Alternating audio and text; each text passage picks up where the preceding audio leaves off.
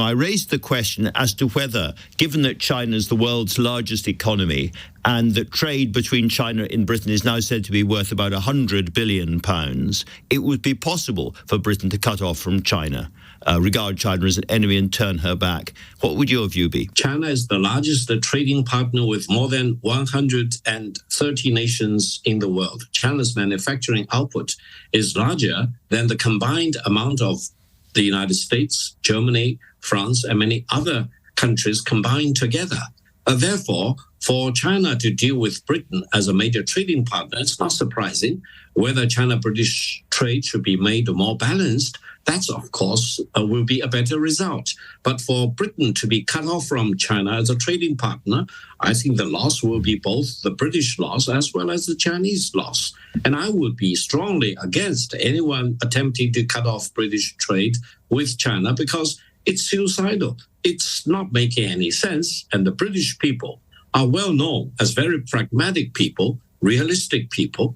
And you want to cut off yourself from the largest market in China in the world? Come on, that's not realistic. If anyone in Britain thinks that the Chinese government or the authorities at large would have any interest in hacking into the British politicians' accounts to gain information, I think that allegation is ludicrous. And if anyone in the Chinese government or authorities want to do that, it's completely out of their mind.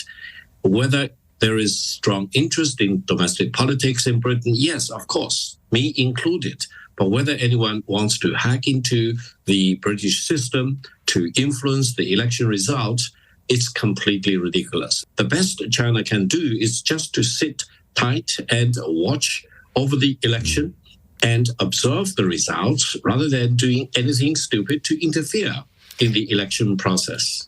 Nonetheless, the British security services have spent 2 years or more looking at these allegations. Clearly, somebody was hacking into the MPs' accounts and indeed into the Electoral Commission. So if it wasn't China, then who could it have been? I mean, I guess it could have been Russia, or it could have been non-state actors. I do not know. I think your intelligence system should come up with the evidence to convince the whole world who is doing what to what system.